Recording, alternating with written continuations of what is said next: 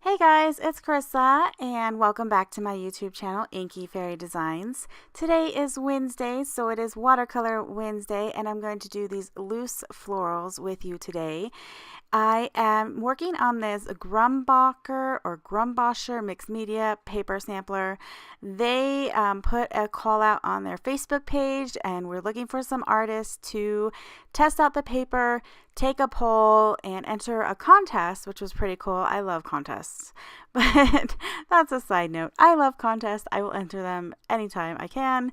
But I looked at the paper, and it said that it was excellent for all kinds of different medias and or mediums, and watercolor and acrylic are my go-tos. So that's what I was going to use the paper to test. Now it's a 90-pound white heavy drawing paper with a medium tooth texture. It says it's perfect for dry media and light washes of wet media, which is what I'm going to do today. I'm going to do some light watercoloring on it, and I will have another video coming up on a Mixed Media Monday where I do all my lovely fun layers and layers of mixed media with acrylic paints and test it out there. But for today I'm just doing the watercolor. And then they have full-size mixed media pads, and they're like in and out pages, so you can pull them out and put them back in, which is kind of cool. And they also have watercolor paper, which I totally want to try out. So for these purposes, though it is the mixed media paper, I'm doing a light wash of watercolors. I'm doing my loose florals, still practicing, trying to get into some kind of groove with them. I love doing them. I'm so happy to be watercoloring again like this.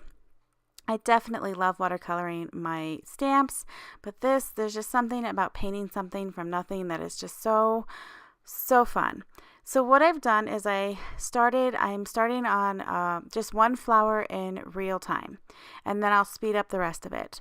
But you can see that I started with a half moon shape and two like little half moon shapes with my pigment and some water, and I brought it onto like the dry paper, and then I let it move out with some clean water.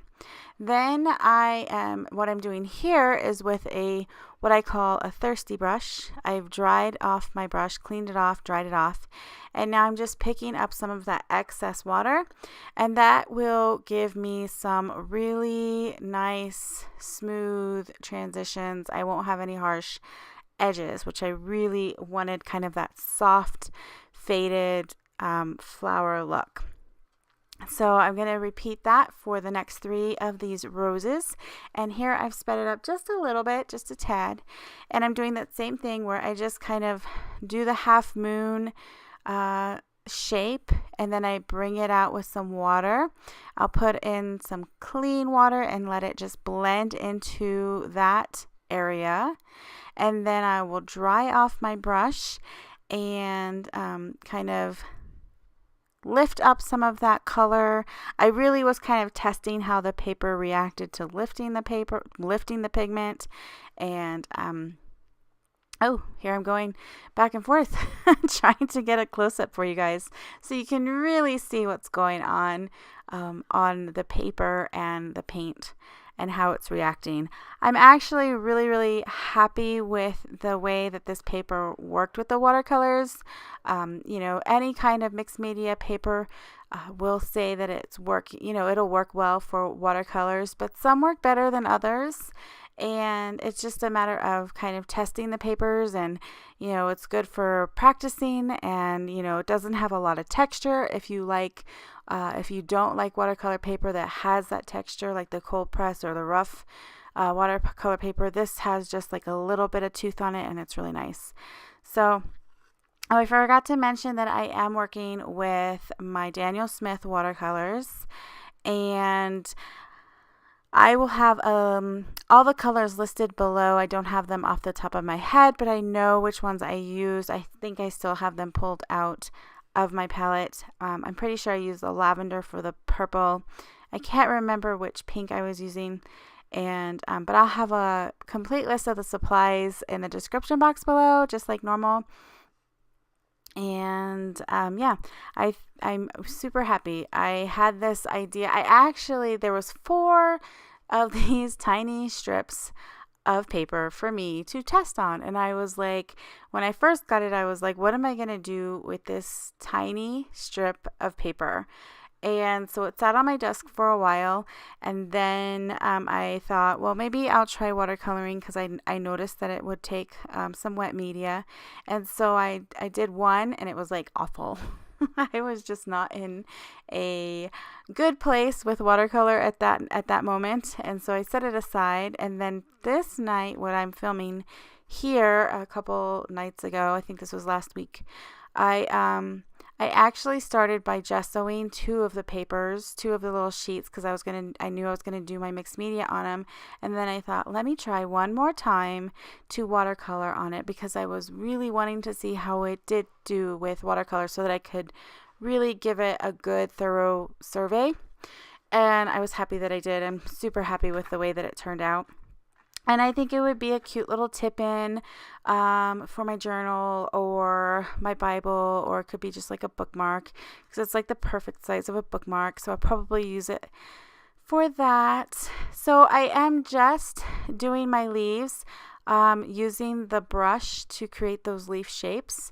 That's my favorite way. Those are my favorite leaves. You know, you just start with the tip of your paintbrush on the paper, and then lift it up slightly, and then bring it back down, and then just with the tip add that little stem. So those are super easy to make, and that's what I just continued to do for all of the leaves. And one really cool unexpected thing that happened was that middle flower there. When I did my leaves, I actually, the flower petals were still wet. And so I touched just very lightly, my leaf shape must have touched that, and that green just pooled into that flower. And I think it just looks beautiful. So I love when those beautiful unexpected things happen with watercolor. That's really one of the most things that I love, or one of the things I love most about watercolors, is those unexpected surprises that happen. And I did let all of this dry naturally. That's something that I've been working on, to allow my pieces to dry naturally in between, and to allow the watercolor to move until it doesn't want to move anymore. And that gives you a ton of unexpected beauty as well. And a lot of times, you guys know I'm very impatient, and I will just put my heat tool to it just to stop it, and so that I could put some more layers on top. But for this, I'm pretty sure I didn't. I may debunk that if we see my heat tool come in the camera, but I'm trying to remember, because like I said, that I filmed this last week. And yeah, so for the little like buds of somethings, I just took some purple and created just these little like berry-like things, and have them coming out of a couple of the flowers. And then I did create some very loose, kind of like 3-petal flowers. I think I was completely off camera for the ones at the bottom, unfortunately, but you can see the one that I did on the top.